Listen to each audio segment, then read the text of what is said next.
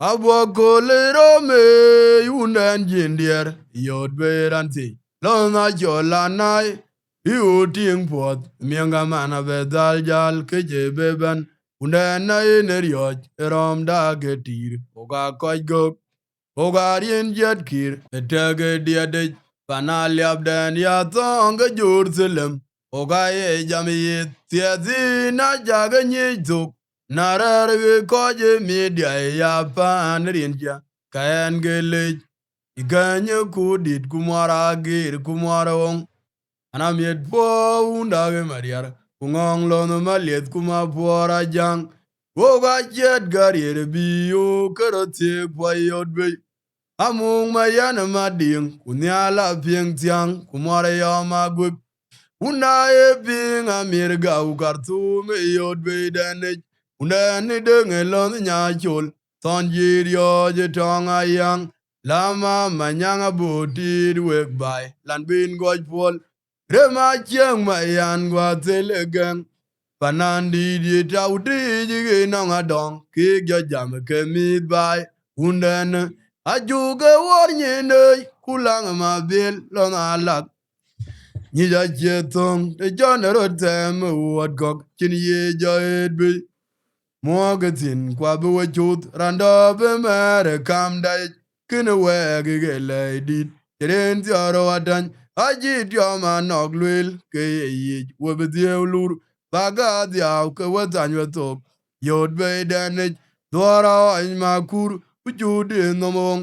wa ge ping rien bien ni tag dia war tag ma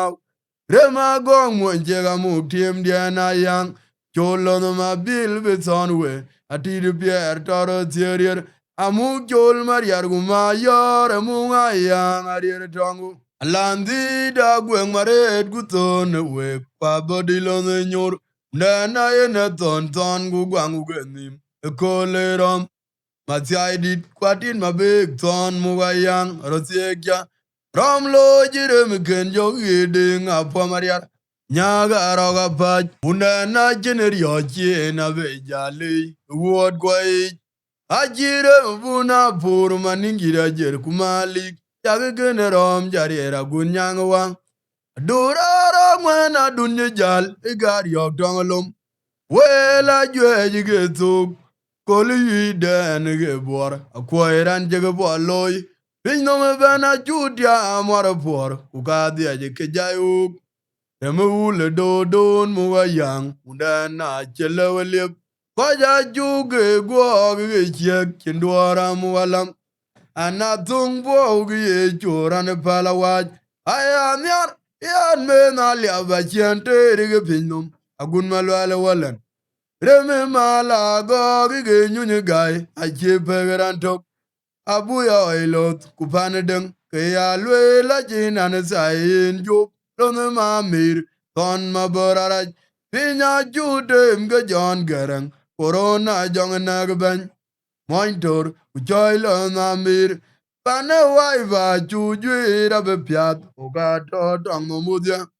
lone chum jarom lui ran kuyog piele juba kemi gumachar panaliaba mandal loyo golera magar madul ajaga rubungwan tong bada beti don koy dira jok dal tema bo chot durara ngwana dunye jal egar yok tongolom wela jwe ge tuk koli den ge bor akoiran je ge bo loy pinno bana judia mor por ugadi aje ke jayuk eme do don muga yang undana chelewelip kwaja juge go ge chek kendwala muwalam anatung bo ge choran palawaj aya nyar ge an me na liaba chente ge pinnom agun malwala walan reme mala go ge nyunye gai ache perantok abuya oilot kupanedeng ya lwe la jinan zayin jup lone mamir ton maborara